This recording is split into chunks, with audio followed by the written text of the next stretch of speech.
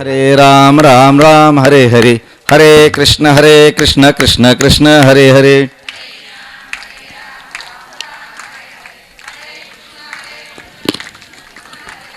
हरे राम राम राम हरे हरे, हरे कृष्ण कृष्ण कृष्ण हरे हरे.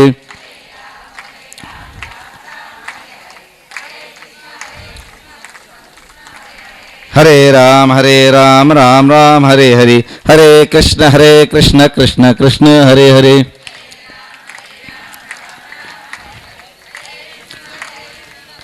पुंडलीक वरदा हरी विठ्ठल श्री ज्ञानदेव तुकाराम पंढरीनाथ भगवान की जय. सद्गुरु मौली ज्ञानेश्वर महाराज की जय. जगद्गुरु तुकाराम महाराज की जय. संगमेश्वर भगवान की जय. सद्गुरु ज्ञानेश्वर मौली महाराज साकरवाडी की जय. सद्गुरु सुदामदेव बाबा गुरु बंकट स्वामी महाराज की जय. सद्गुरु शिवस्वरूप नारायणदेव बाबा की जय. सद्गुरु बालयोगी भगवान महाराज की जय. सब संतन की जय. उपस्थित सर्व बसंत सज्जन की जय. मात्रा स्पर्शास्तु कोणतेय शीतोष्ण सुख दुःखदा आगमा पायुनो नित्या तां स्थितिक्षस्व भारत. अर्जुना, मात्रा स्पर्शास्तु म्हणजे इंद्रिय आणि विषय यांचे जे स्पर्श आहेत हे जरी सुख दुःख देणारे, शीत आणि उष्णता देणारे असले तरी ते जीवाचं मात्र करणारे आहेत, जीवाचं वाईट करणारे आहेत, जीवाचं वाटोळ करणारे आहेत. तो त्यांच्या नादी लागू नको. का? कारण ते आगमा पायुनो नित्यास तां स्थितिक्षसु भारत. कारण ते येणारे आहेत आणि जाणारे आहेत. जे येणारे असतात ते जाणारे असतात, जे जन्मणारे असतात ते मरणारे असतात. दुसरी गोष्ट बदलणारे आहेत. तिसरी गोष्ट एकदेशी आहेत. चौथी गोष्ट विकार निर्माण करणारी आहेत आणि पाचवी गोष्ट नाश पावणारी आहेत. म्हणून तू त्यांना सहन कर. भगवद्गीतेतील दुसऱ्या अध्यायातील 14व्या श्लोकावर मी अल्पशा मतीनं अल्पशा वेळेत अल्पसं चिंतन मांडणार आहे. वचन ऐका कमलापती माझी रंकाची विनंती. कर जोडितो कते काळी आपण असावी. वक्रतुंड महाकाय सूर्यकोटी समप्रभ निर्विघ्नं कुर्वे देव सर्व कार्येषु सर्वदा. या कुंदेंदु तुषारहार धवला, या शुभ्रवस्त्रावृता, या विनावरदंड मंडित करा, या श्वेतपद्मासना, या ब्रह्माच्युत शंकर प्रभदी देवे सदा वंदिता. सा मां पातु भगवती सरस्वती निःशेष जाड्यापा. दुर्गे स्मृता हर्षभीतिम अशेष जंतो स्वस्थे स्मृता मतिमतीव शुभांद दासी. दारिद्र्य दुःख भय हरिणिका तुवधन्या. शरण्ये त्र्यंबके गौरी नारायणी नमस्ते. वसुदेव सुतं देवं कंसचाणूरमर्दं देवकी परमानंदं कृष्णं वंदे जगद्गुरुं. मुखं करोति वाचालं पंगुं लंघयते गिरिं. यत्कृपातमहं वंदे ओम नमो ज्ञानेश्वरा करुणाकरा दयाळा. तुमचा अनुलादलो पावन झालो चराची. मी कळा कुसरी काहीच नेने बोलतो वचने अति भाविका. एका जनार्दनी तुमचा दास त्याची आस उरवावी. नमो सद्गुरु तुकया ज्ञानदीपा. नमो सद्गुरु सच्चिदानंद रूपा. नमो सद्गुरु भक्त कल्याण मूर्ती. नमो सद्गुरु भास्करा पूर्ण कीर्ती. गुरुर्ब्रह्मा गुरुर्विष्णू गुरुर्देव महेश्वरा. गुरु साक्षात परब्रह्म तस्मै श्री गुरुवे नमः. अखंड मंडलाकारं व्याप्तं येन चराचरं तत्पददर्शनमेन तस्मै श्री गुरुवे नमः. नमामि सद्गुरु शांतं सच्चिदानंद विग्रहं पूर्ण ब्रह्मं परानंदिं अशमानंदिं. ओम पूर्णमदा पूर्णात् पूर्णमुदच्यते पूर्णस्य पूर्णमादाय पूर्णमेवावशिष्यते. ओम देव शांती, अंतरिक्ष शांती, पृथ्वी शांती, रापा शांती, रोषदाय शांती, वनस्पते शांती, विश्वदेवाय शांती, ब्रह्मं शांती, सर्वं शांती. शांतिरेव शांती सामा शांतिरेधि. ओम शांती शांती शांती. बस वर या ना.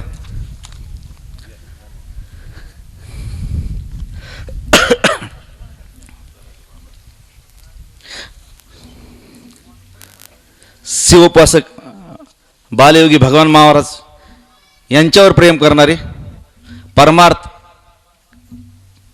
परमात्मा आणि संगमेश्वर भगवान यांच्यावर प्रेम करणारे पंचक्रोशीतील सर्व भाविक धर्मानुरागी गावकरी, शेतकरी, व्यापारी, कष्टकरी, कर्मचारी, अधिकारी, आजीवमादी पदाधिकारी, शिक्षक, वकील, इंजिनियर, डॉक्टर, कलाकार, टाळकरी, माळकरी, विनेकरी, गायक, वादक, प्रवचन, कथा, कीर्तनकार, योगी, संत, महंत, महाराज मंडळी, अन्नदाते, माता, तरुण, पत्रकार बंधू, समाजसेवक, राजकीय, सामाजिक आणि विविध क्षेत्रातील सर्व मान्यवर मंडळी, ध्वनी प्रक्षेपणाने श्रवण करणारी व दूरध्वनीवर पाहणारे सर्व बंधू भगिनी, मातृपितृ, स्तोत्रवंद्र, यथाशक्ती, यथामती, यथावकाश, तन, मन, धन आणि अन्नदान करून या अखंड हरिनाम सप्ताहासाठी ज्यांनी प्रत्यक्ष व अप्रत्यक्ष मदत केली असे सर्व सद्भाविक सद्भक्त,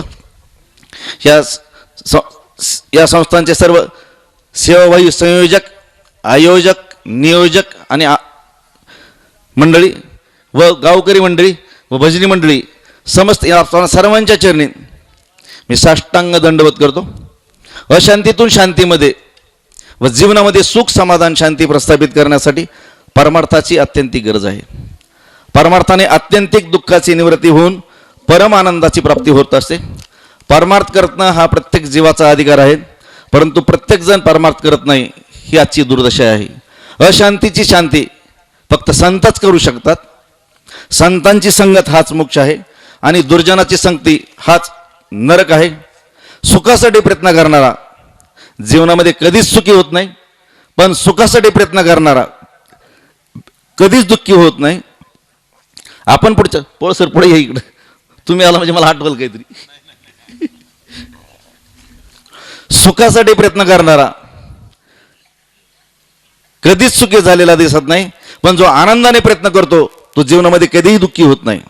आपण पुढच्याला सुखी केलं तर पुढचा सुखी होईल का नाही हा नियम नाही, पण सुख देणारा माणूस मात्र कायमचा सुखी दिलेला असतो. आपण पुढच्याला दुःख देण्याचा प्रयत्न केला तर पुढचा माणूस सर पुढे या सर पुढचा माणूस दुःखी होईल का नाही हा नियम नाही, पण दुःख देणारा माणूस मात्र कायमचा दुःखी होत असतो. आपण समाजामध्ये प्रेम पेरलं तर अनंत दिशांनी, अनंत हातांनी, अनंत काळ परमात्मा आपल्या प्रेमाचा वर्षाव करत असतो. पण आपण समाजामध्ये जर निंदा आणि द्वेष पेरली तर अनंत दिशांनी, अनंत हातांनी, अनंत काळ परमात्मा आपल्यावर दुःखाचा वर्षाव करत असतो. आपण संसाराला आपलं मानलं तर संसार आपला कधीच होत नाही, उलट तो आपल्याला गुलाम बनवतो आणि आपलं शोषण करतो. पण परमात्म्याला जर आपण आपलं मानलं तर परमात्मा आपला गुलाम होत असतो, आपलं रक्षण, पोषण आणि शिक्षण करत असतो. आपल्यामुळं जर दुसऱ्याच्या डोळ्यात पाणी आलं तर आपलं जीवन निरर्थक समजायचं, आणि आपल्यासाठी जर दुसऱ्याच्या डोळ्यात पाणी येत असेल तर आपलं जीवन सार्थक समजायचं. आपण संसारावर किती प्रेम केलं तर संसार आपला राग किंवा द्वेष केल्याशिवाय राहत नाही. पण परमात्म्याच्या नात्याने आपण जर संसारावर प्रेम केलं तर परमात्मा आपला कधीच राग किंवा द्वेष करत नाही. म्हणून हर कण में परमात्मा, हर तन में परमात्मा, हर मन में परमात्मा आणि हर क्षण में परमात्मा. कणाकणात, तनात तनात, मनामनात आणि प्रत्येक असलेल्या क्षणात परमात्म्यावर प्रेम करावं. आपल्या मनातील भेदभाव नष्ट होऊन सद्भाव जागृत व्हावा. द्वैतभाव जाऊन अद्वैत भाव निर्माण व्हावा. विषमता जाऊन समता व्हावी व जिकडे पाहावे तिकडे सर्वमय गोविंद. आणि अवघेची त्रैलोक्य आनंदाची आता आणि अवघाची संसार सुखाचा करीन आनंदे भरीन तीन लोक. आपल्या मनातील परपीडा पापरूपी अंधकार जाऊन परोपकार रूपी पुण्याचा उदय व्हावा. म्हणून लोकशिक्षण, समाज प्रबोधन, सर्वधर्मभाव, समता, एकता, बंधुता, व्यसनमुक्ती, विश्वकल्याण, विश्वशांती व सध्याच्या अस्थिर युगात बिघडत चाललेल्या मानवी मनाला स्थिरता प्राप्त करून देण्यासाठी संताच्या विचाराची गरज आहे. माणसामध्ये प्रेम, समाजामध्ये प्रेम, समाज प्रेम वृद्धी, सहिष्णुता, सात्विकता प्राप्त होऊन समाज सर्वांगपूर्ण बलशाली व्हावा. आपलं जीवन शुद्ध आणि समृद्ध व्हावं या सद्वितीने व दुष्टबुद्धी, दुष्प्रवृत्ती व दुर्व्यसनांची आहुती देण्यासाठी तथा अकालवृत्ती, अतिवृष्टी, नैसर्गिक प्रकोप, भूकंप वगैरेची निवृत्ती होऊन एक निरोगी, निर्व्यसनी, निर्फॅसनी, उद्योगी, स्वदेशी, सुसंस्कृत आणि हुंडा न घेणारी भावी पिढी निर्माण होऊन समाजामध्ये सुख, समाधान, शांती प्रस्थापित करण्यासाठी आपणा सर्वांच्या सहयोगाने, सहकार्याने व उपस्थितीतून संगमेश्वर भगवान यांच्या कृपेनं व ज्यांनी आपलं जीवन परमार्थासाठी समर्पित केलंय की जेव्हा जे आयुष्यभर परमार्थ करतात किंवा ज्यांना बालपणातच शिवेश्वराचा साक्षात्कार झालाय असे आपले बालयोगी शिवयोगी भगवान महाराज यांच्या प्रेरणानं प्रयत्नानं तपस्येतून आज जे संगमेश्वर मंदिर स्थापन झालंय आणि त्या संगमेश्वर मंदिराच्या महाशिवरात्रीच्या माध्यमातून या पवित्र काळी या पवित्र स्थळी आणि आपल्या सर्वांच्या समेत उपस्थित राहण्याचा योग आला हे मी माझं परमवाक्य संभवतो. माझ्यापुढे वयोवृद्ध तपोवृद्ध ज्ञानवृद्ध आणि अधिकारवृद्ध वयानं तपानं ज्ञानानं अधिकारानं मी लहान आहे. या सप्ताहामध्ये आपल्याला विविध साधू संतांच्या दर्शनाचा आणि विचारवंताचा विचाराचा लाभ होणार आहे. त्यामुळं मी आपल्यापुढं ज्ञानदान करण्यासाठी नसून आपणा सर्वांच्या वतीनं महाराजांनी जे मला आदेश दिला त्या आदेशाचं अनुपालन म्हणून मी आपल्यापुढं उभा आहे. महाराजांची संत कृपा झाली आणि इमारत फळा आली. भगवान महाराजांची कृपा झाली आणि मला इथं बसण्याचा योग आला. धरिती ज्या हाती संत कृपावंत पांडुरंग पाळी लाळा त्यांचा ज्यांनी संतांचा हात धरलेला आहे किंवा संतांनी ज्याचा हात धरलाय परमात्मा त्याच्यावर विशेष परमकृत असो. आज प्रवचन सेवेसाठी भगवद्गीतेतील दुसऱ्या अध्यायातील 14वा श्लोक बरं का बोल सर.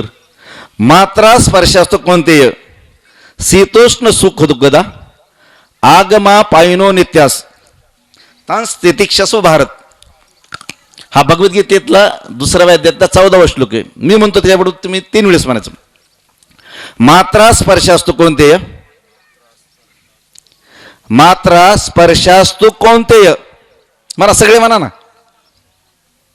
मात्रा स्पर्शास स्तु कोणतेय शीतोष्ण सुख दुःखदा आगमा पायनो नित्या तांस तितिक्षस्व भारत. मात्रा स्पर्शास्तु कोणतेय शीतोष्ण सुख दुःखदा आगमा पायनो नित्या तांस तितिक्षस्व भारत. मात्रा स्पर्शास्तु कोणतेय शीतोष्ण सुख दुःखदा आगमा पायनो नित्या तांस तितिक्षसो भारत. कारण श्रवणे पापे जाती आणि धर्म धरी उन्नती.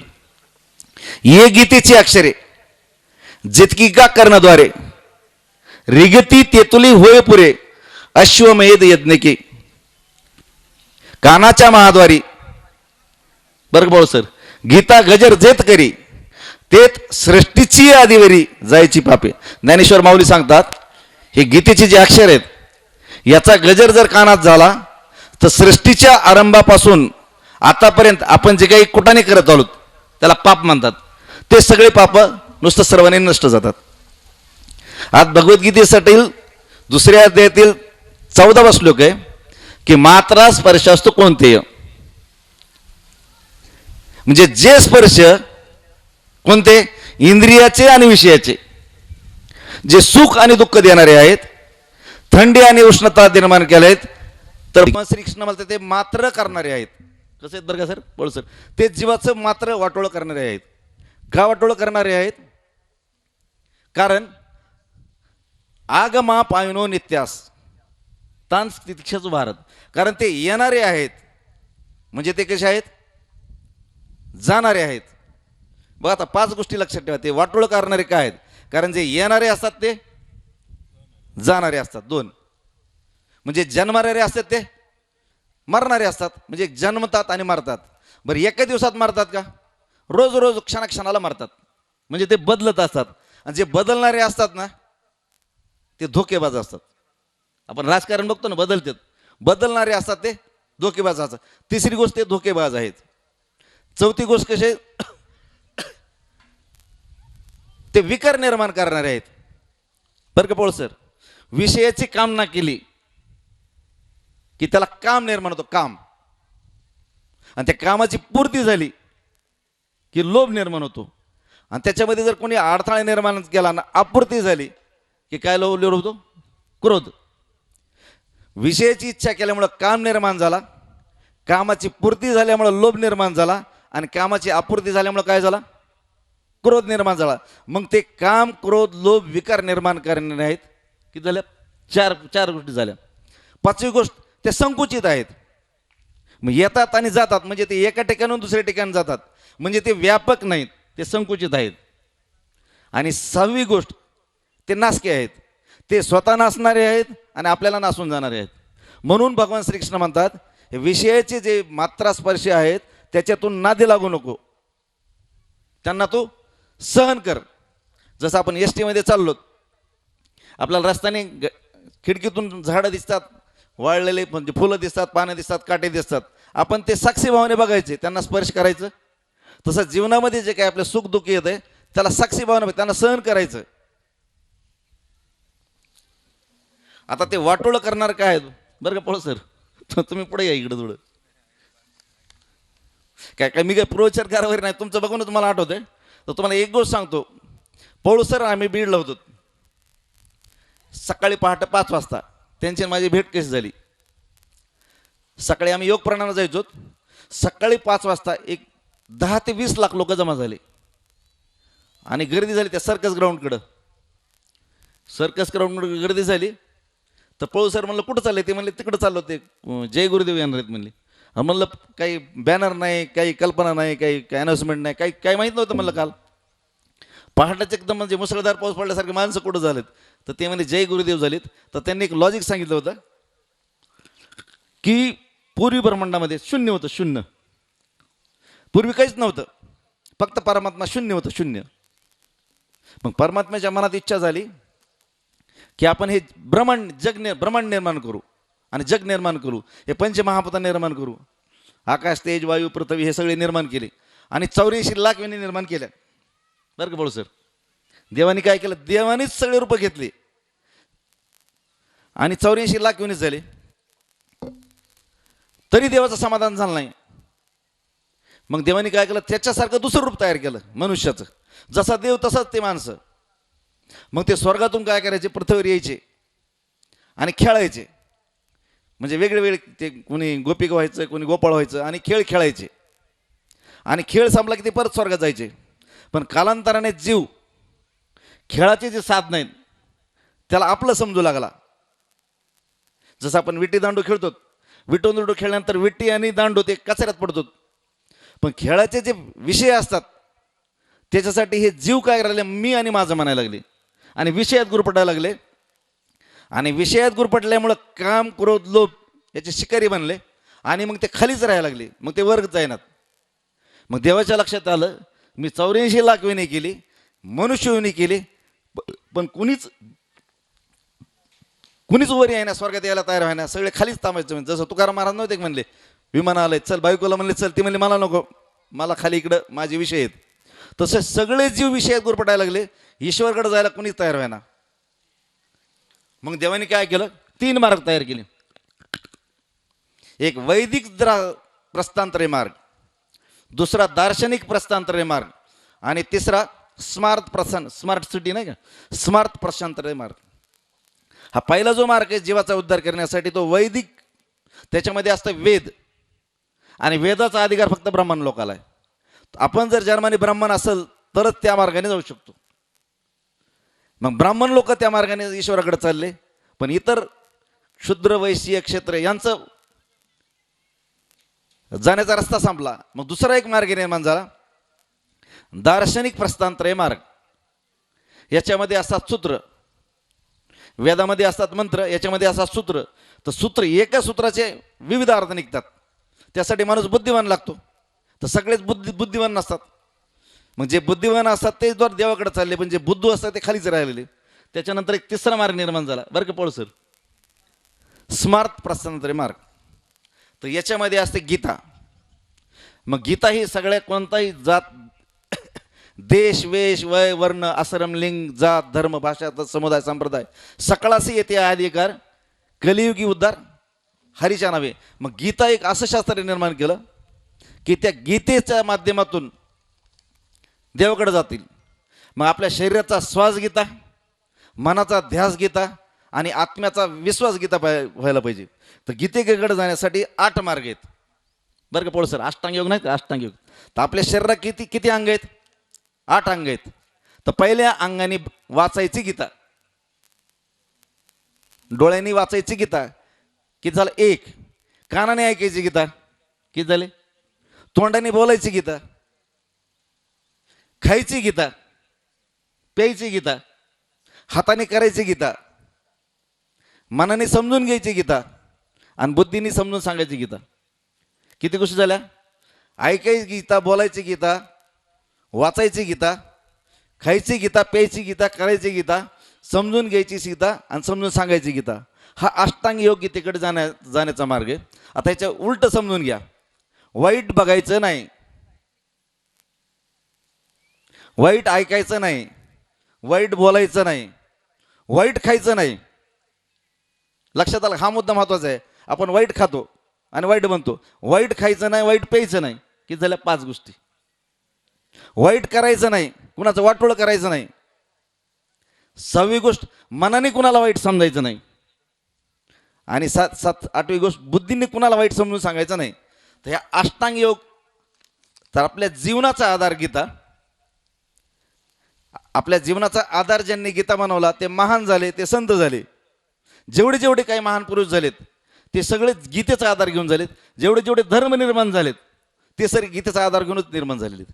जेवढा की जगाच्या पाठीवर जेवढे धर्म असतील त्याचा बेस जर घेतला तर गीता आहे. मग आपल्या जीवनाचा गीता आधार व्हायला पाहिजे.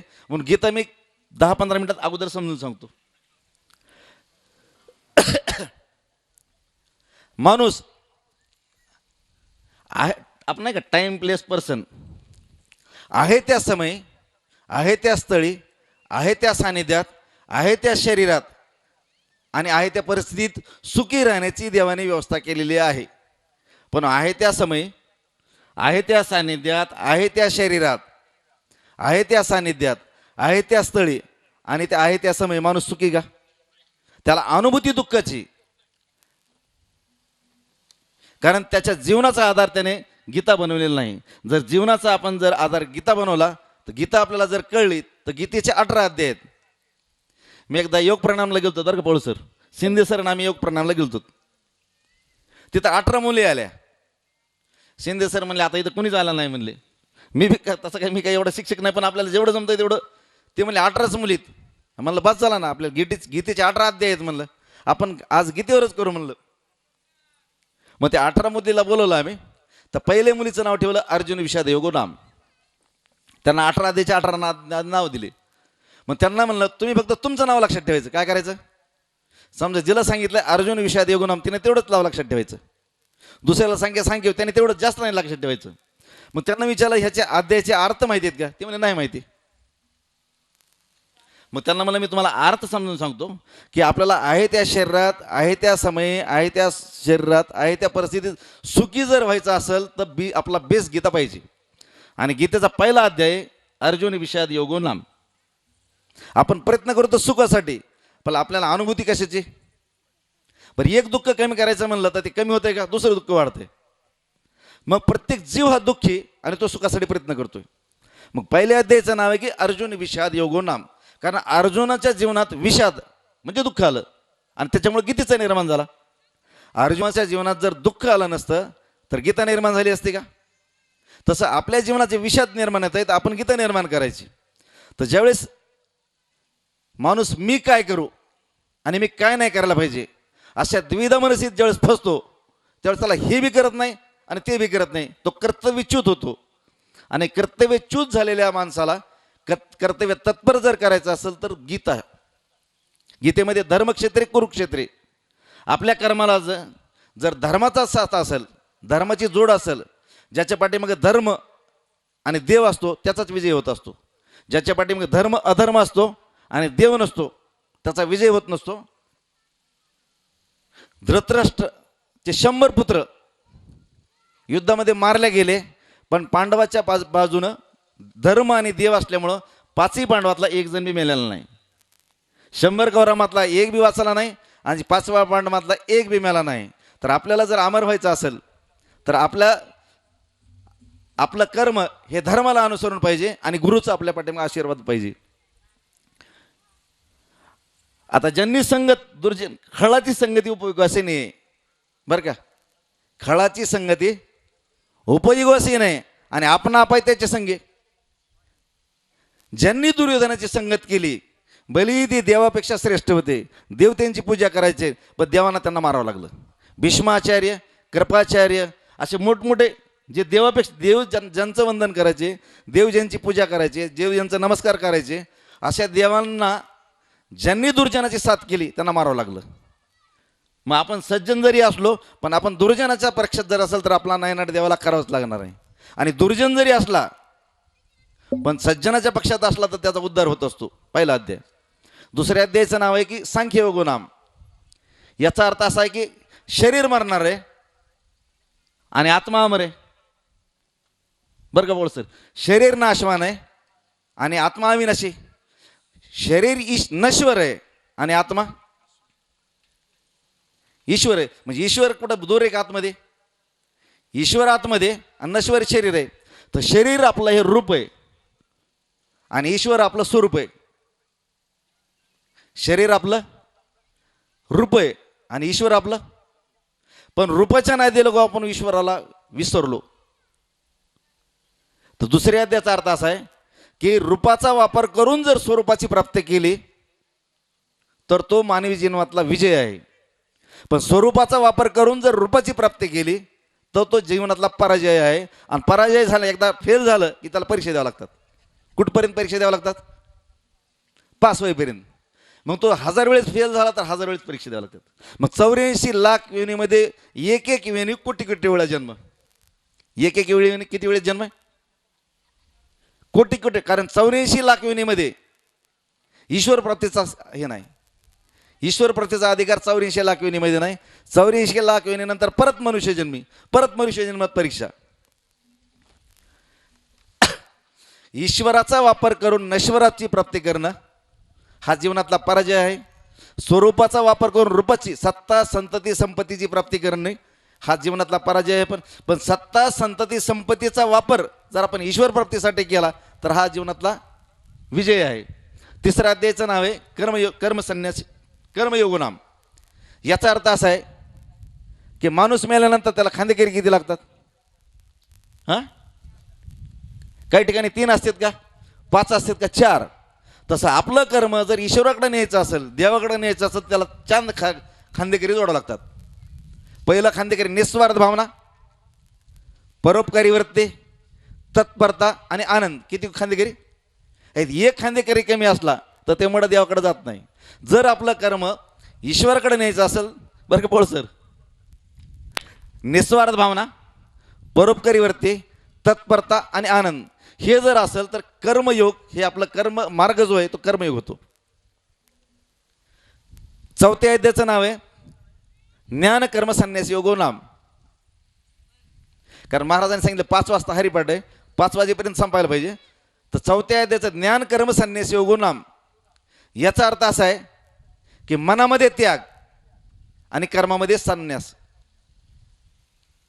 मनामध्ये त्याग आणि कर्मामध्ये संन्यास हे समजून घ्यायचं असतं. ज्ञानेश्वर माऊली सांगतात, केळवली नवरी संन्यासी जियापरी. जसं एखाद्या मुलीची सोयरीक झाल्यानंतर लग्न होईपर्यंत ती त्या घरात संन्याशासारखं राहते. अगोदर प्रत्येक गोष्टीसाठी भांडत असते, पण ज्या दिवशी तिची सोयरीक एका श्रीमंत घराण्यात होते त्यावेळेस तिच्या घरामध्ये ती कशाचं राहते? संन्यासासारखे राहते. पक्षी अंगणी उतरती ते का गुंतून राहते. तैसे असावी संसारी जवरी प्राचीनाची दुरी. वस्तीकर वस्ती आला, प्रातकाली उठून गेला. आता 5व्या अध्याय त्याचं नाव आहे कर्म संन्यास योगो नाम. याचा अर्थ असा आहे की सुखी संतोषाने यावे आणि दुःखी विषादानं बजावे.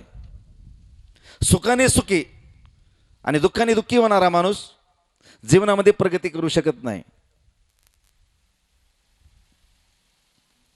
अनुकूल परिस्थितीने सुखी होणारा आणि प्रतिकूल परिस्थितीने दुःखी होणारा माणूस ईश्वर प्राप्त करू शकत नाहीत. आपण दिंडी असतात, दराडे साहेब आपण दिंडीमध्ये जातात ना, दराडे वहिनी त्या दिंडीमध्ये असतात. तर दिंडीमध्ये कोण जाऊ शकतो? श्रीमंत जाऊ शकतो का? कारण त्याला त्याच्या फॅसिलिटी तर नसतात.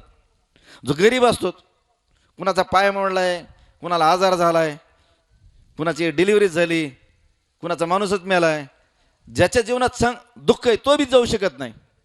आणि ज्याच्या जीवनात बरं का पळ सर, ज्याच्या जीवनात सुख आहे तो सुखामुळे जाऊ शकत नाही. कारण त्याला AC नाही, आंघोळीची व्यवस्था नाही, उघड्यावर आंघोळ करावं लागतं, उघड्यावर संडास करावं लागतो, त्याची व्यवस्था होऊ शकत नाही. मग सुखाचा अडथळा आल्यामुळे तो तिथे जाऊ शकत नाही. आणि दुःखी माणूस दुःखामुळे जाऊ शकत नाही. मग दिंडीमध्ये जात आहे कोण? जे सुख आणि दुःख याच्या मानगुटीवर जो पाय देतो तो दिंडीमध्ये जाऊ शकतो. वारकरी म्हणजे ज्याच्या जीवनात संकट, कष्ट आणि दुःख दुष्ट येतात तीच माणसं महान बनत असतात. ज्याच्या जीवनात संकट, कष्ट, दुःख आणि दुष्ट हे 4 गोष्टी येत नाहीत ती माणसं कधीच पूजा केली जात नाहीत. मग याचा अर्थ ज्याच्या जीवनात संकट, कष्ट, दुःख, दुष्ट येणारी माणसं पूजा केली जातात का? तर ज्याच्या जीवनात संकट, कष्ट, दुःख आणि दुष्ट येतात आणि त्याची पायरी करून जो पुढं वर जातो, त्याचा सदुपयोग करून जो वर जातो, ती माणसं पूजा केली जातात.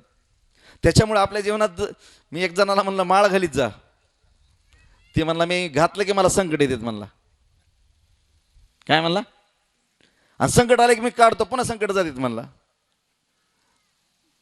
मी म्हणलं हे वेगळंच आहे म्हणलं, असं कसं काय? तर त्याला मी सांगितलं सुख आणि दुःख हे दिलेत कुणी? देवानी. तर सुख ही देवाची दया आहे आणि दुःख हे देवाची कृपा आहे. समजा एखादा बाई आहे आणि तिला 2 मुलं आहेत, एक तहानं मुलं आहे आणि एक शाळेत जाणारं मुलं आहे. आता तिच्याकडे 2 पदार्थ आहेत, एक दूध खीर आहे आणि चटणी भाकर आहे. आता चटणी भाकर कोणाला देईल? ती तान्या मुलाला देईल का? मोठ्या मुलाला. आणि तान्या मुलाला दूध खीर. तसं जे नवीन भक्त असतात बरं का बोल सर, त्याच्या जीवनात सुख येत असतं. म्हणजे पिकलेले मुरलेले भक्त असतात, जेवण त्यांची चटणी भाकर, दुःख देत असतो. ती म्हणली मला दुःख का देतो देव? बरं का बोल सर, ते म्हणलं दुःख का देतो? तर सुख जर आले माणसाच्या जीवनात, ज्याच्या जीवनात माणसं आपल्या जीवनात सुख आलं तर आपला अहंकार वाढतो कमी होतो? अहंकार वाढतो, फुगत होते माणूस. आणि त्याचं पुण्य कमी होतं का वाढतं? पुण्य काय होतं? कमी होतं. आणि दुःख ज्यावेळेस येतं त्यावेळेस त्याचा अहंकार वाढतो कमी होतो? दुःख आल्यावर अहंकार कमी होतो आणि त्याचं पाप कमी होतं. मग सुख आल्यानंतर आपला अहंकार वाढतो आणि आपलं पुण्य नासतं. आणि दुःख आल्यानंतर आपला अहंकार कमी होतो आणि आपलं पाप नष्ट होतो. मग आपण घडतोत कधी? दुःख आल्यावर घडतोत का सुख आल्यावर घडतोत? दुःख आल्यावर घडतो आणि सुख आल्यावर बिघडतो. ज्याच्या जीवनात सुख आलं ते माणसं बिघडले ते कधीच पूजा केली जात नाहीत. पण ज्याच्या जीवनात दुःख येतं ते माणसं घडतात, त्यांच्या मूर्त्या बनतात, भगवान महाराजसारखी त्यांची पूजा केली जाते.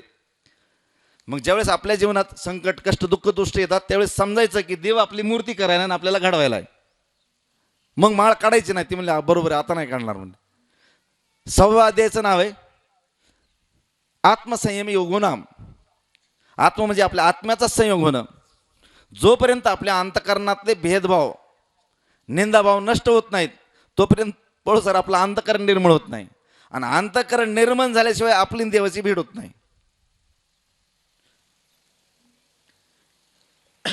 कोणत्याही कारणानं आपल्या अंतकरणातली विषमता नष्ट होऊन समता निर्माण व्हायला पाहिजे. त्यात आपली समता बिघडते कशामुळं? भेदभावामुळं. भेदभाव कशामुळे बिघडतो? निंदभावामुळं. मग याचं मी कारण आहे की जात, दुसरं आपला पैसा, तिसरी गोष्ट आपलं कुळ, चौथी गोष्ट आपलं गोत्र आणि 5वी गोष्ट आपलं सील. ज्ञानेश्वर माऊलीने हरिपाठात लिहिलं आहे की जात वीत गोत कुल सीळ मात भजे का त्वरित. जोपर्यंत आपल्याला जातीवर विजय मिळवता येत नाही तोपर्यंत आपल्या ईश्वरकडे जाऊ शकत नाही. जोपर्यंत आपल्या पैशावर आपण विजय मिळवू शकत नाहीत तोपर्यंत आपण देवाकडे जाऊ शकत नाही. जोपर्यंत आपल्या गोत्रावर, काही जणांना आपल्या गोत्राचा अहंकार झालेला असतो, त्या गोत्रावर जोपर्यंत विजय मिळवत नाही तोपर्यंत आपण देवाकडे जाऊ शकत नाही. जोपर्यंत आपल्या कुळावर विजय मिळवत नाहीत तोपर्यंत आपण देवाकडे जाऊ शकत नाही. जोपर्यंत आपल्या शिलावर, काही जणांना असतं की मी माळकरी, मी चांगला आहे, माझं शील चांगलं आहे, तुम्ही चांगलं व्हा. आपल्या शिलाचा, आपल्या चारित्र्याचा ज्याला अहंकार झाला ते चारित्र्य सुद्धा त्याला देवाकडे जाऊ देत नाही. मग ज्ञानेश्वर माऊली म्हणतात की जात वित गोत कुळ शिळ मात. हा 6वा अध्याय. 7व्या अध्यायाचं नाव आहे की ज्ञान विज्ञान योगोनाम. ज्ञान म्हणजे काय? की देव कळणं, याला म्हणतात ज्ञान. आणि देवाची अनुभूती येणं. आता आपल्याला देव सगळ्याला कळलेला आहे, पण भगवान महाराजांना जी अनुभूती ती आपल्याला आली का? नाही आली. मग जे ईश्वराची अनुभूती येणं याला काय म्हणतात? विज्ञान. बरं का पोळसर, देव कळणं याला म्हणायचं ज्ञान, आणि देवाची अनुभूती येणं ह्याला म्हणायचं विज्ञान. जर देवाची अनुभूती यायची असेल तर 5 गोष्टी आपल्याला कराव्या लागतात. पहिली गोष्ट, मी देवाचा आहे आणि देव माझा आहे. पहिली गोष्ट कोणती? मी देवाचा आणि देव माझा आहे. याचा अर्थ मी देवाचा आहे, देव सोडून कोणाचाच नाही, आणि देव माझा आहे, देव सोडून माझं कोणीच नाही. ही पहिली भावना. सबाई अभ्यंतरी तो एक दत्त, म्हणजे आपल्या आतमध्ये बी देव आहे आणि बाहेर बी देव आहे. म्हणजे दुसरी गोष्ट, मी देवाजवळ आहे आणि मी देव माझ्याजवळ आहे. तिसरी गोष्ट, मी जे कार्य करतो ते देवाचेच कार्य करतो. आता तुम्ही म्हणता देव म्हणजे काय आहे? कोणी अल्ला म्हणताय, कोणी देव म्हणजे एक कोणते प्राणी, पदार्थ, परिस्थिती किंवा व्यक्ती ही व्यवस्था नसून ती सच्चिद आनंदाची अवस्था आहे. कशी अवस्था आहे?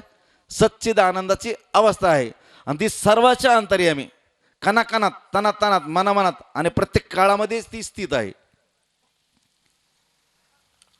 तर देवाचं कार्य करतो म्हणजे मी सत करणार. आता आपण सगळे वेगळ्या जातीचे, वेगळ्या धर्माचे, वेगळ्या पंथाचे, वेगळ्या विचारवंताचे, वेगळ्या संताचे, वेगळ्या गावचे आपण सगळे लोक आहेत ना. आपले गुरु वेगळे आहेत, आपले संत वेगळे आहेत, आपल्या जाती वेगळ्या आहेत, आपले धर्म वेगळे आहेत, पण सगळ्यामध्ये आपले एक आहे की सत्य आवडत नाही असं कोणी आहे का आपल्या इथं? सत्य आवडत नाही असं कोणी आहे का? सगळ्याला सत्य आवडते. ज्ञान आवडत नाही असं कोणी आहे का? सगळ्याला ज्ञान आवडते. आणि आनंद आवडत नाही असं कोणी आहे का? आनंद आवडते. सच्चिद आनंद, त्यालाच देव म्हणतात ना. येड्याला बी काय आवडते? खरं आवडते. मग सच्चिद आनंद, मग आपला सच्चिद आनंद सगळ्याला आवडतं, देव आवडतो. देवाचं कार्य म्हणजे खरं काम, मी खरं काम करणार, मी बरं काम करणार, आणि मी कल्याणकारी काम करणार. मी वाईट काम, खोटं काम करणार नाही. बरं का पोळ सर, देवाचं काम करणार म्हणजे मी वाईट काम करणार नाही, म्हणजे लबाड काम करणार नाही, वाईट काम करणार नाही, आणि मुंगीपासून ब्रह्मदेवापर्यंत कुणाचाही अहित होईल, अकल्याण होईल असं काम करणार नाही. त्याला देवाचं काम म्हणतात. देवाचं काम म्हणजे कसं? हे खरं असायला पाहिजे, ते बरं असायला पाहिजे, आणि मुंगीपासून ब्रह्मदेवापर्यंत सगळ्यांचं कल्याण करणारं काम, त्याला देवाचं काम म्हणतात. आता चौथी गोष्ट, मला जे काही देते,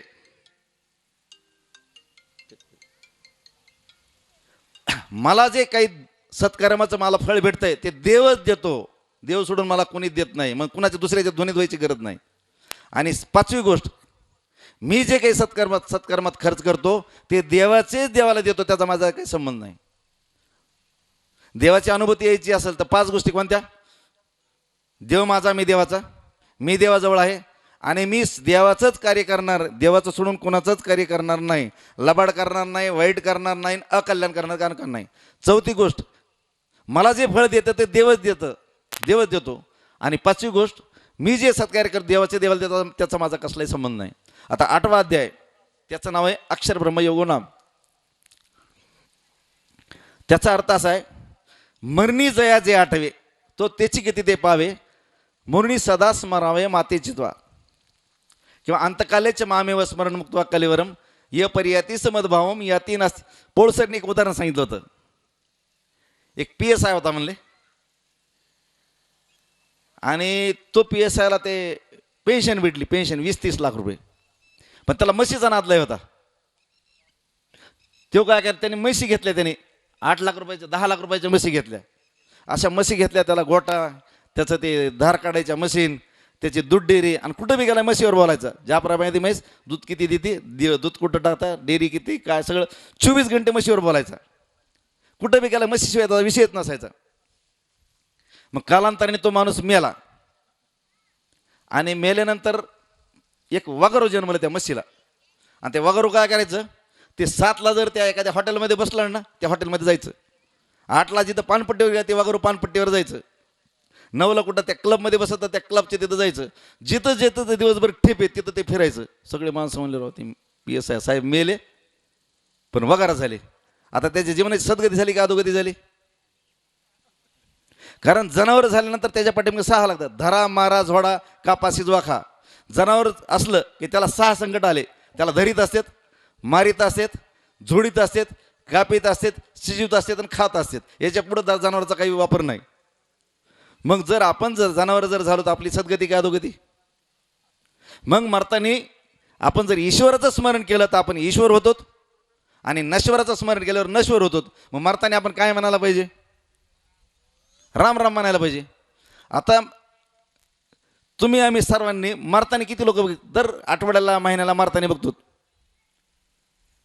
आपण अंत्यविधीला जातो ना. अंत्यविधीला गेल्यानंतर असा एक बी माणूस नाही की मरताना रामकृष्ण हरी म्हणून मेला. एक तर खाऊन मेला, पिऊन मेला, नाही तर लपडे करून मेला. चौथं कारण नाही. तर आपल्याला जर आपल्या पिढीचं भावी पिढीचं जर कल्याण करायचं वाटत असेल तर जन्माला जन्माला त्याच्याकडे तुळशीची माळ घाला. नाहीतर आपल्याला हेच ऐकायचं, ते पिऊन मेला, तेव्हा खाऊन मेला आणि तेव्हा लपडे करून मेला. आणि तिथं त्या माणसाने जी काही पुण्य कमवलेलं असतं ते तेवढा एकटा मुलगा त्याचं सगळं घालून टाकतो त्या कुळाचा नसतं. कारण एक जर माणूस अधोगतीने मेला की त्याच्या 7 कुळाचा नाश होत असतो. आणि एक जर संत पुरुष जन्माला तर 7 कुळाचा उद्धार होत असतो. आपल्याला जर आपल्या कुळात 7 कुळाचा उद्धार करायचा असेल तर आपण मरताना काय म्हणायला पाहिजे? राम म्हणून म्हणायला पाहिजे. आणि मरताना राम म्हणून जर मारायचं असेल तर आयुष्यभर प्रत्येक काम करताना काय करायला पाहिजे? राम राम राम राम राम करत, कामामध्ये काम काही म्हणा राम राम, जाईल भवश्रम सुख होईल दुःखाचे. हा झाला 8वा अध्याय. 9व्या अध्यायाचं नाव आहे राजविद्या राजयोगो नाम. याचा अर्थ असा आहे की राजविद्या राजयोग नाम म्हणजे विद्यामधली जी राजा नावाची विद्या आहे ते राजविद्या. आणि त्या राजविद्येचं गुह्य म्हणजे ते आणखीन विशेष. तर राजविद्या राजयोग नाम याचा अर्थ असा आहे की कोणताही देश वेश वय वर्ण आश्रम लिंग जात धर्म भाषा समुदाय संप्रदाय सर्वातील लोक हे ईश्वर प्राप्तीचे अधिकारी आहेत. सकाळची येते आहे अधिकार कलियुगी उद्धार हरीच्या नामे. 10व्या अध्यायाचं नाव आहे विभूती योग नाम. याचा अर्थ असा आहे की जिथं आपल्याला यश श्री औदार्य ज्ञान वैराग्य ऐश्वर्य महत्ता सुंदरता विलक्षणता विशेषता जे काही विशेष दिसेल ते कुणाचं असतंय? ईश्वराचं असतंय. म्हणून ईश्वराचं स्मरण व्हायला पाहिजे. म्हणून साने थोर न म्हणावे आणि उच्च नीच भाव सांडावे आणि एक मीची मानावे वस्तू जातात. ते 10वा अध्याय. त्याचा अर्थ नाव आहे की विश्वरूप दर्शन योग नाम. याचा अर्थ असा आहे हे जे काही दिसतंय हेच ईश्वराचं विराट रूप आहे. जे जे दिसे भूत ते ते मानिजे भगवंत. हा भक्तियोग निश्चित जाणवाचा. 12व्या अध्यायाचं नाव आहे भक्ती योगो नाम.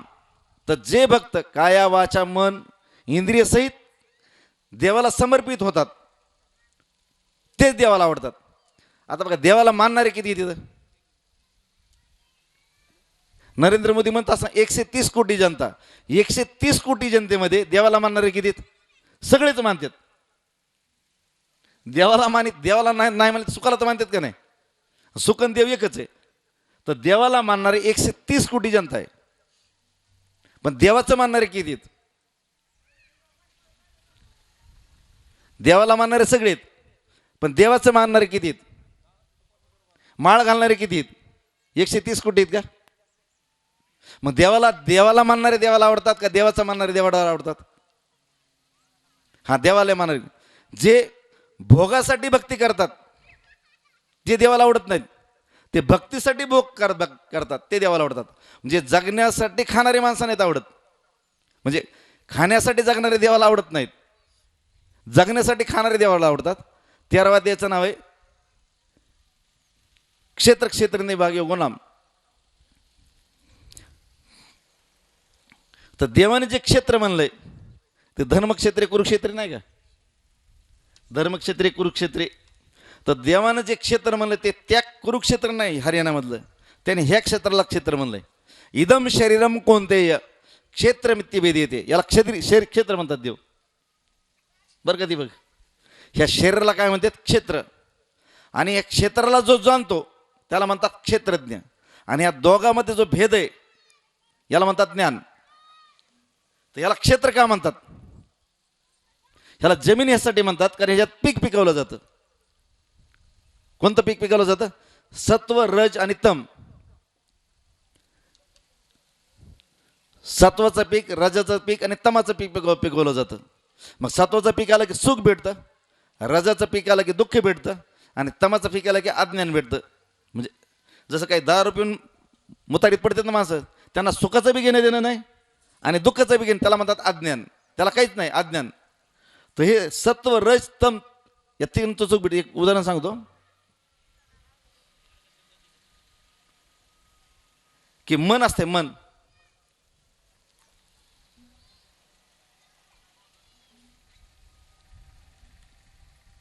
मन नावाचं हे क्षेत्र आहे ना, सत्व रज तम.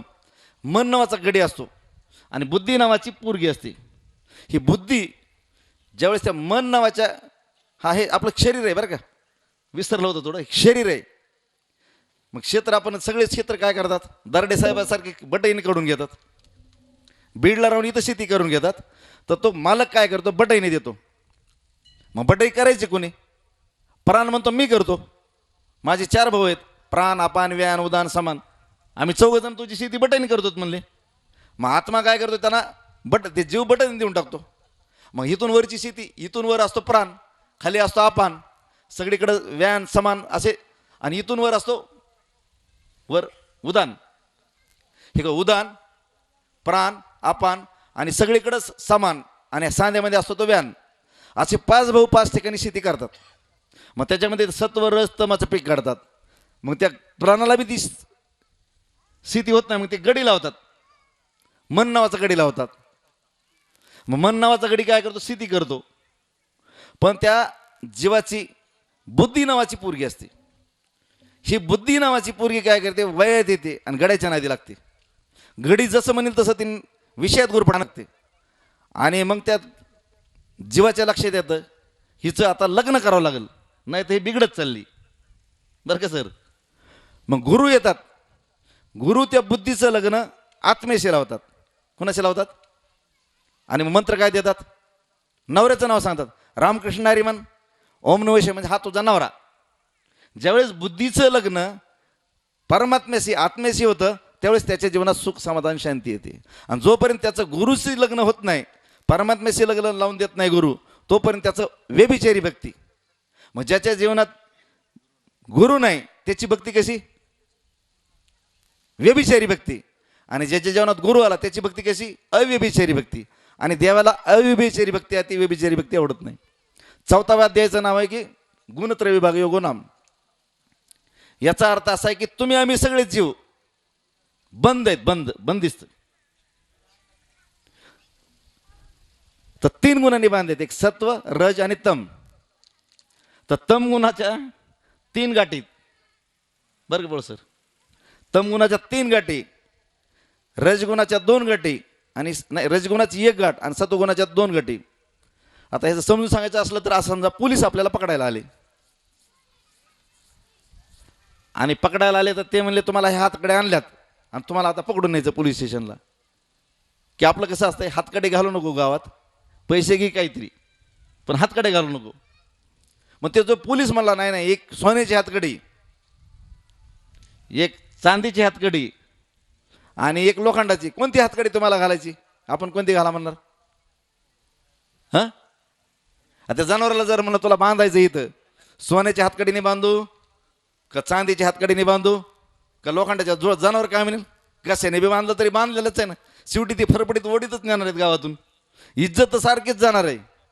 समजा पोलिसांनी आपल्याला सोन्याची हातकडी घातली काय, चांदीची घातली काय आणि लोखंडाची, फरक काय पडणार आहे, शेवटी बंदिस्त, त्याला ओढत तर न्यावं लागेल गावातून, इज्जत तर जाणारच. तसं तुम्ही आम्ही जीव हे 3 गुणांनी बांधलेले. पहिली तमगुण, रजगुण आणि सत्वगुण. तर तमगुणाच्या 3 गाठीत आपल्याला जर ईश्वराकडे जायचं असेल तर ह्या 6 गाठी उघडता आल्या पाहिजेत. तमगुणाच्या 3 गाठी कोणत्या आहेत, एक आळस, दुसरी गोष्ट निद्रा आणि तिसरी गाठ आहे प्रमाद. आपल्याला जर जीवनात उन्नती करायची असेल तर पहिला विजय मिळवला पाहिजे आळसावर, दुसरा आहे निद्रेवर आणि तिसरा आहे प्रमादावर. ह्या तमगुणाच्या 3 गाठी. रजगुणाची 1च गाठ आहे, हो, तृष्णा. किती पैसे भेटल्यावर माणूस समाधानी होतोय, पळ सर, 1 लाख कोटी. पेपरमधले आपण भ्रष्टाचाराचे अडकले ते, त्याला लिमिट नाही. एक भ्रष्टाचार आला त्याच्या पुढचा भ्रष्टाचार येतोय, कोटीवर आला की अब्जावरचा घोटाळा येतोय. पण समाधान आहे का? हा माणसाची संपदा. ते म्हणतं मला पाहिजेच आणखीन. समजा टाटा, बिर्ला, अंबानी त्यांना त्यांना पैसे किती पाहिजेत? तुमची आमची 1 कोटीमध्ये एका गावाचं सोल्युशन निघू शकतं. त्याला 1 कोटीने काय होणार आहे? त्याच्या अडचणीला हजारो कोटी लागतात. पण ते हाव काही संपत नाही. त्या हावची गाठ आहे तृष्णेची गाठ राजाची, आणि सत्वगुणाची जी गाठ आहे, सत्वगुणाच्या 2 गाठी सगळ्यात अवघड गाठी आहे. सुखाची आसक्ती आणि ज्ञानाचा अहंकार. कारण या सगळ्या खालच्या गाठी सोडता येतात, ते वरच्या गाठी सोडता येत नाही. सुखाची आसक्ती आणि ज्ञानाचा अहंकार ह्या जास्त अतिशय अवघड गाठीत. म्हणून म्हणतात का हरिपद प्राप्ती भोय बाळ विकासी, हरिपद प्राप्ती भळे भाविकासी आणि अभिमानी अशी गर्भवास. कारण ह्या सत्वगुणाला सुखाची आसक्ती आणि ज्ञानाचा अहंकार, त्याच्यामुळे 84 लाख युनिट फिरावं लागतं. कारण त्या गाठी जास्त. जर आपल्याला ह्या सत्व रस तम ह्या गुणाच्या गाठी जर फेडायच्या असेल तर भगवंताची भक्तीशिवाय त्या सुटू शकत नाही. 15व्या अध्यायाचं नाव आहे पुरुषोत्तम योगनाम. याचा अर्थ असा आहे की पुरुषोत्तम, सगळ्यात जर उत्तम कोण पुरुष असेल तर परमात्माचं आहे, आणि त्याचं भजन केल्याशिवाय आपल्याला मुक्ती नाही. 16व्या अध्यायाचं नाव आहे दैवासुर संपत्ती विभाग योगनाम. याचा अर्थ असा आहे की आपल्या जीवनात जे काही आपल्या जीवनात दुःख आहे हे आपल्या दुर्गुण, दुराचार आणि कुसंगतीचं फळ आहे. मग ह्या जन्मातले दुर्गुण असतील, ह्या जन्मातले दुराचार असतील, ह्या जन्मातले कुसंगत असेल किंवा पाठिंबक जन्माचं असेल, पण जे आपल्या जीवनात काही दुःख आहे, संकट आहे, ते आपल्या दुर्गुण दुराचाराचं फळ आहे. जर आपल्याला याच्यातून मुक्ती पाहिजे असेल, आपली अधोगतीपासून मुक्ती पाहिजे असेल, आपल्याला सद्गती करायची असेल, तर या जन्मातच आपण आपले दुर्गुण, दुराचार आणि कुसंगत याच्यावर विजय मिळवला पाहिजे. 17व्या अध्यायाचं नाव आहे श्रद्धात्रय विभाग योगनाम. याचा अर्थ असा आहे की आपल्या वाट्याला आलेलं कर्म आपण देवाच्या नावाचा उच्चार आणि रूपाचं स्मरण करून केलं पाहिजे. आणि 18व्या अध्यायाचं नाव आहे मोक्ष संन्यास योगनाम.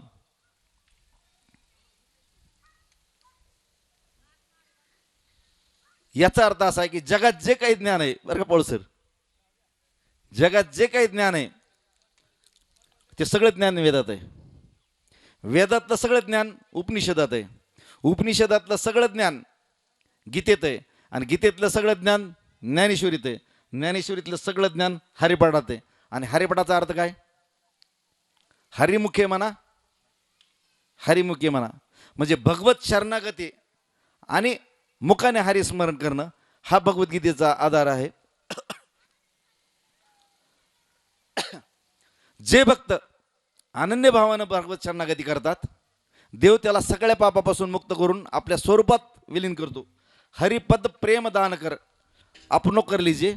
आता हे गीता आपल्या जीवनाचा आधार बनायला पाहिजे. आणि गीता जर आपल्या जीवनाचा आधार झालं तर आपलं जीवन सुखी होतंय. आणि गीतेमधील 2रा श्लोक मात्रा स्पर्श असतो कोणतेही शीतोष्ण सुख दुःखदा. किती वेळ राहिला?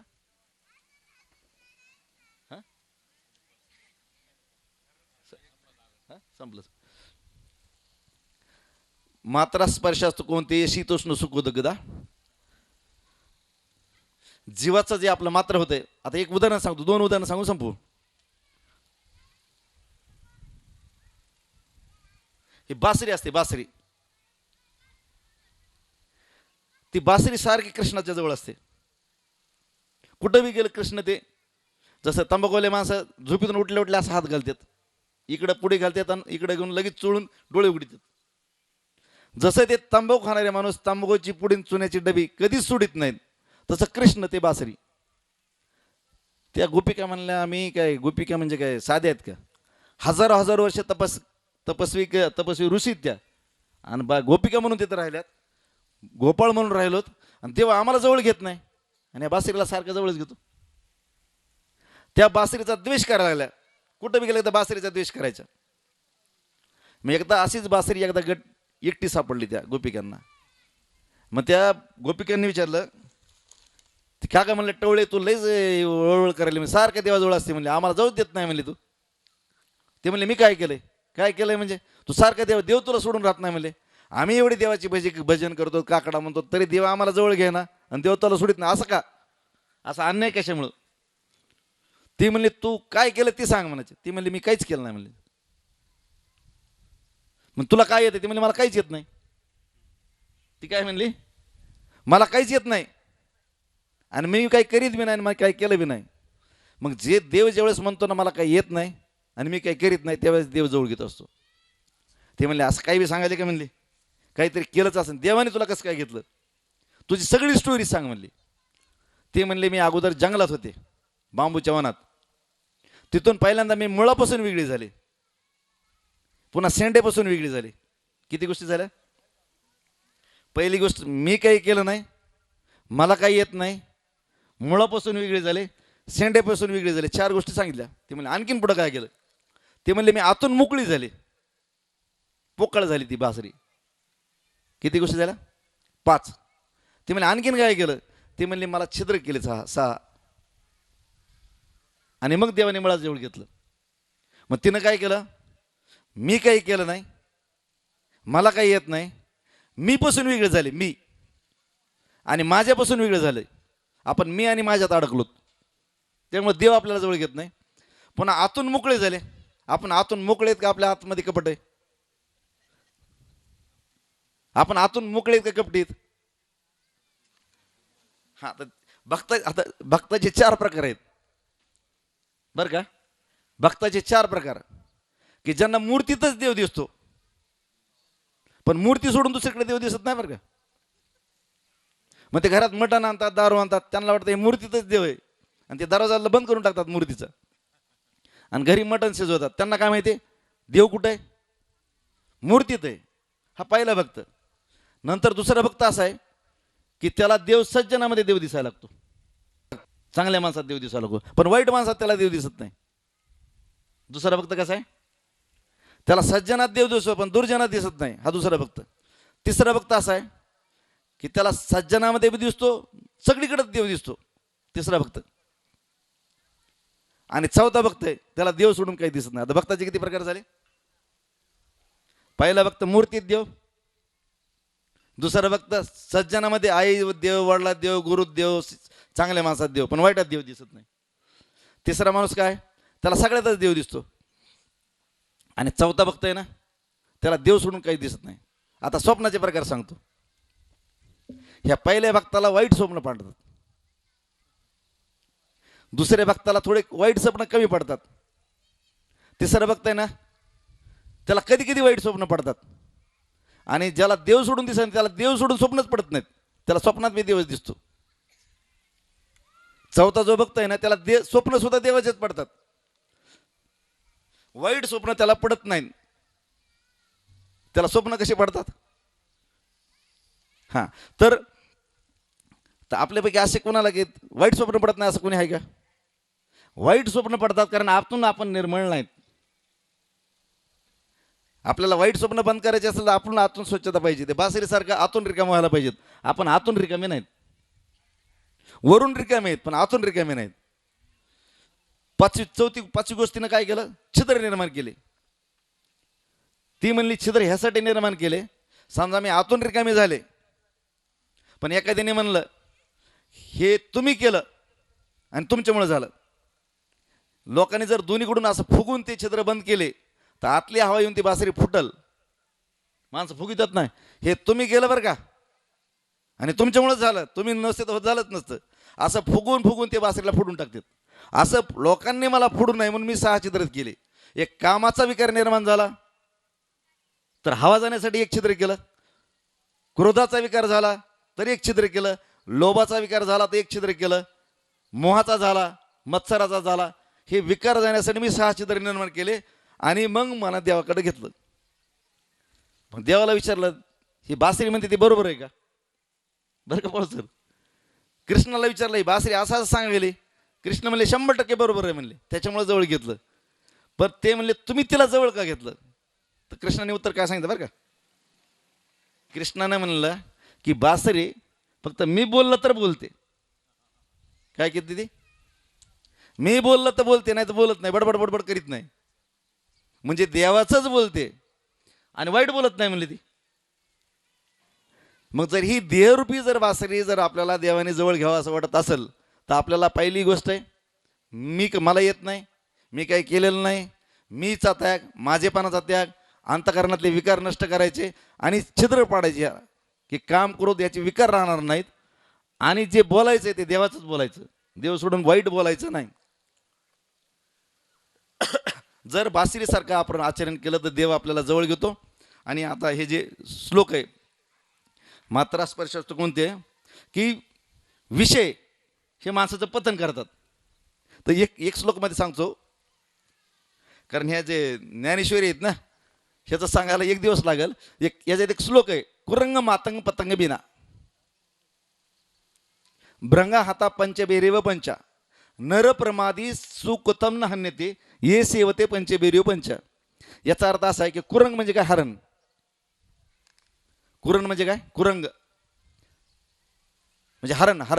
हरणाला कसं पकडतात, पारधी काय करते, त्याला गीत वाजवू देत आणि ते गीत वाजवले ते ऐकत ऐकत मोहित आणि त्याला बाण मारतात.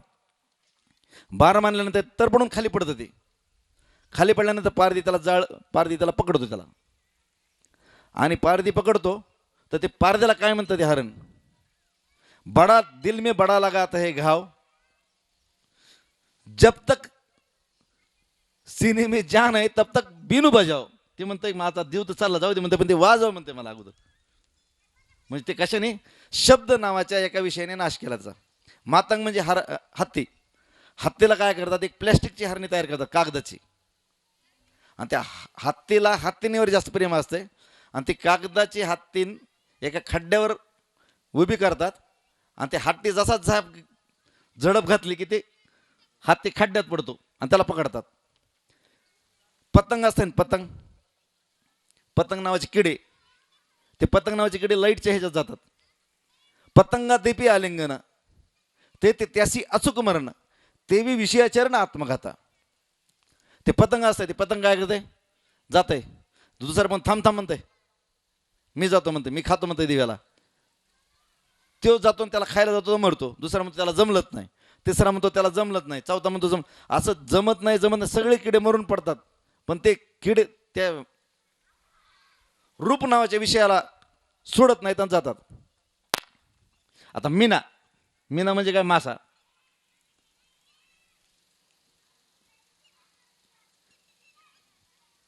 इंद्रिय काम आहे ते ना, एक ज्ञानेश्वर आहे, इंद्रिय काम असं तो लावी सुकोदर असे जैसा गळी मिनविसे बुलविजे का परी तया माझी गळू आहे जो प्राणाते घेऊन जाये हा जैसा ठाऊक नोय झाकलेपणे. जसं ते मासे पकडण्यासाठी दावणा लावतात ना त्या हौकाला, आणि त्या दावणा लावून पाण्यात सोडतात. मग मासा ज्यावेळेस खायला जातो त्यावेळेस दावणा त्याला सांगतो की तू येऊ नको. तर तो म्हणतो मला काय होत नाही. असा करत करत त्या विषयाकडे जातो. आणि ज्यावेळेस तो हुक त्याच्या डोक्याला लागतं आणि ज्यावेळेस अडकलं आणि ज्यावेळेस त्याचा जीव जातो त्यावेळेस तो दावणा त्याला म्हणत असतो, मी तुला सांगत होतो येऊ नको, मता मेरे लिए तू आएगा मेरे लिए तो ऊपर खडा आहे तेरे लिए. तू त्यावेळेस ऐकलं नाही, आता काय फायदा नाही. आता भ्रंगा म्हणजे भुंगा काय करतो, भ्रमर भेदी कोडे भलतेसे काष्ट कोरडे परी कळिके माझी सापडे कोवळीये तेत उदिल होईल प्राणे परी ते कमळदळ चिरून नेणे. जसं भुंगा असतो ना, भुंगा सागवानी लाकड तोडतो तो, पण कमलाच्या पाकळ्या जर अडकला तर त्याला वाटतं मी जर कुरतडलं तर पाकळीला जवेल म्हणून तो स्वतःचा जीव सोडून देतो, मरतो. पण ते कमळदळ असते त्याला बोळ पाडित नाही. मग संत म्हणतात की जसं हरणाचा शब्दाने नाश केला, हत्तीचा स्पर्शाने नाश केला, मीनाचा त्या गंधाने नाश केला, म्हणजे माशाचा त्या गंधाने नाश केला, आणि शेवटचा भुंगा आहे हा, त्या भुंगाचा जसं एका विषयाने एकेकाचा नाश केला आणि पाचही विषय माणसाच्या ठिकाणी बलवरत आहेत, हे माणसाचा किती नाश करत असतील. मग आपल्याला जर आपला नाश वाढवायचा असेल त्या विषयाच्या मागे जायचं नाही. विषयाच्या मागे गेलं की विषय काम क्रोध लोभ निर्माण करतात आणि काम क्रोध निर्माण झालं की आपल्याला नरकात जावं लागतं. आपल्याला आपल्याला जी हे सत्ता संतती संपत्ती हे तीन विषय आहेत. मन आपण सत्ता संतती संपत्ती हे तीन विषय याच्या जर नादी लागलं तर आपलं पतन होतं. पण तीच जर सत्ता संतती संपत्ती याचा जर आपण सदुपयोग केला, रणदीपबाबू सांगत असतात ना, तन सेवेसाठी, मन स्मरणासाठी आणि धन सत्कार्यासाठी. तनाने काय करायचे, सेवा आणि साधनाचा सदुपयोग. मनाने सतत भगवंताचं स्मरण आणि सर्वाबद्दल सद्भाव. धनाचं सत्कार्य आणि संत संगती आणि सत्कार्य. आपला चांगला विचार, चांगला आचार आणि चांगली असेल तर आपलं आपण उद्धार होतो. आणि आपली विचार वाईट असेल, आचार वाईट असेल आणि संगत वाईट असेल आपलं पतन होतं. आपण आपल्या जीवनाचा आधार गीता बनवायचं आहे. कारण गीता ही भगवान श्रीकृष्णाची मूर्ती, वाङ्मयीन मूर्ती. दुसरी गोष्ट ती देवाच्या मुखातली वाणी. वेद कसे मी श्वासातून आले, पण ती देवाच्या मुखातली वाणी. तिसरी गोष्ट ती अत्यंत रहस्याने भरलेली आहे. आणि ज्याला आपल्याला कल्याण करायचं आहे त्याने गीतेचं श्रवण, मनन, चिंतन, पठन, पाठन आणि अध्ययन करायचं. आणि आपण जर गीतेनुसार वागलो तर आपल्याला ईश्वरी अनुभव, जसे भगवान महाराजांना वेगवेगळे अनुभव येतात, तसं आपण जर भगवद्गीतेनुसार आपलं कर्म जर केलं तर आपल्याला परमानंददायक नवनवीन अनुभव येतात.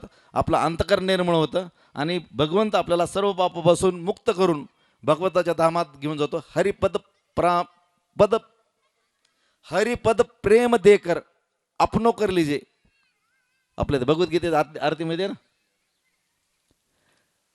तर नियोजित वेळेपेक्षा जास्त वेळ झाल्यामुळे व कार्यक्रमास हरिपाटीन आता तरी न्यूनते पुरते अधिकते सरते करून घ्यावे तुमते विनितोसे.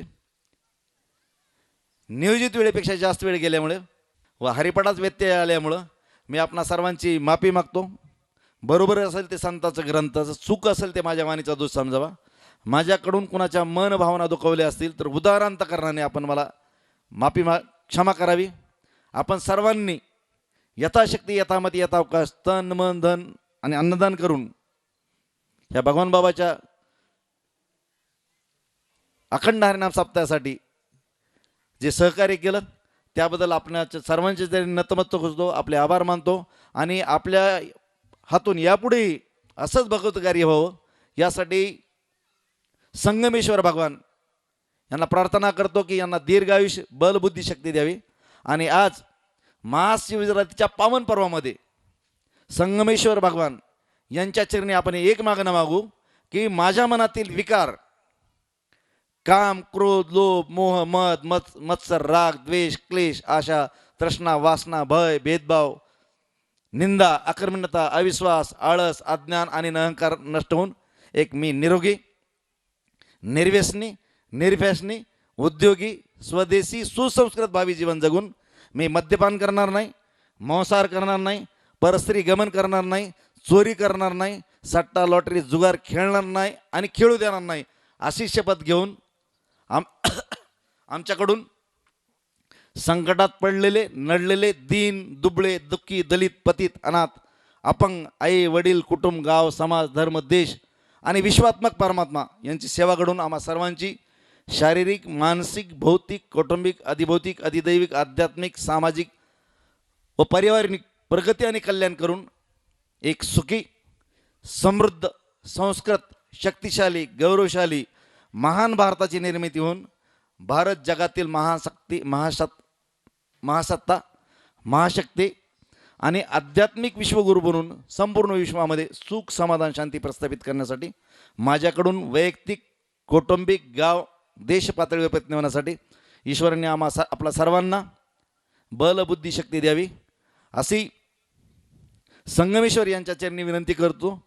भगवान बाबामुळे मला आपल्या सर्वांच्या दर्शनाचा योग आला हे मी माझं परमभाग्य समजतो. माझे आईवडील संत ज्ञानेश्वर माऊली चाकरवाडीकर, सुदामदेव बाबा, गुरु बंकट स्वामी महाराज, शिवस्वरूप नारायणदेव बाबा यांच्या आशीर्वादानं व आपल्या सर्वांच्या आशीर्वादानं झालेली सेवा आपल्या सर्वांच्या चरणी संगमेश्वर भगवान यांच्या चरणी समर्पित करतो. मला सेवेसाठी बोलवलं, सेवेसाठी योग्य समजलं त्याबद्दल पुनश्च एकदा आपल्या सर्वांचे आभार मानतो. आपल्या सर्वचरणांची नतमस्तक होतो.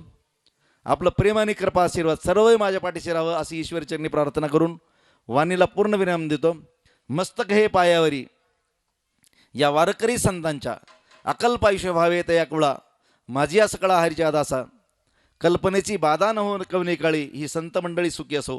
अहंकाराचा वारा न लागो राजसा माझी या विष्णुदासा भाविकासी नामामने तया असावे कल्याण जया मुखी निदान पांडुरंग मागणे हे एक तुझं प्रती आहे देशील तरी पाहे पांडुरंगा या संतासी निर्वी हेची मज देई अनेक दुजे न काही मागो देवा तुका मने आता उदार तो होई मज ठेवी पायी संतांच्या येणे मुखे तुझे वर्णी गुणनाम हेची मज प्रेम देई देवा नेनते लेकरू आवडीचे नाते बोलते वचन ते प्रेमाने आपले अबळे नाही मी बोलत सका कृपावंत वाचा त्याची तेवी मी जे जे बोले प्रभू तुमचेच शिकवेले मनोनी अवधारी जो आपले आपण देवा ना तरी बालक बोबोला बुडी का वाकुडा विचुका चावली ते चोज करुणी रबावली रिजेजीवी बोलिली लेकुरी वेडी वकुडी उत्तरे करा क्षमा अपराध महाराज तुम्ही सिद्ध नाही विचारिला अधिकार मी आपुला तुका मने ज्ञानेश्वरा राखा पाया पैकी करा किंबहुना तुमचे केले धर्म कीर्तन हे सिद्धी नेले तेत माझे जे उरले पाईकपण आता विश्वात्मके देवे येणे वाघ यज्ञे तोषावे तोषो निमज द्यावे पसाय दान हे जे खळांची व्यंकटी सांडो तया सत्कर्मी रती वाढो भूता परस्परे पडो मैत्र जीवांचे दुरितांचे तिमिर जाओ विश्व स्वधर्म सूर्ये पाहो जो जे वांचील तो ते लाहो प्राणी जात वर्षात सकळ मंगळी ईश्वरनिष्ठांची मांदियाळी अनवर्त भूमंडळी भेट तू या भूता चला कल्पतरूंचे आरव चेतना चिंता मनीचे गाव बोलते जे अर्णव पियुषांचे चंद्रमे जे अलांछन मार्तंड जे तापहीन ते सर्वाई सदा सज्जन सोयरे हो तू किंबहुना सर्वसुखी पूर्ण होणी तिही लोकी भजी जो आदिपुरुखी अखंडित आणि ग्रंथोपजीवीये विशेषी लोकीये द्रष्टाद्रष्ट विजये हो आवेजी येत मने श्री विश्वेश्वरावो हा हो येल दान पसावो येणे वरे ज्ञानदेव सुखिया झाला येणे वरे ज्ञानदेव सुखिया झाला येणे वरे ज्ञानदेव पुंडलिक वरदा हरी विठ्ठल श्री ज्ञानदेव तुकाराम पंढरीनाथ भगवान की जय. सद्गुरु माऊली ज्ञानेश्वर महाराज की जय. जगद्गुरु तुकाराम महाराज की जय. संगमेश्वर भगवान की जय. भगवान बाबा की जय.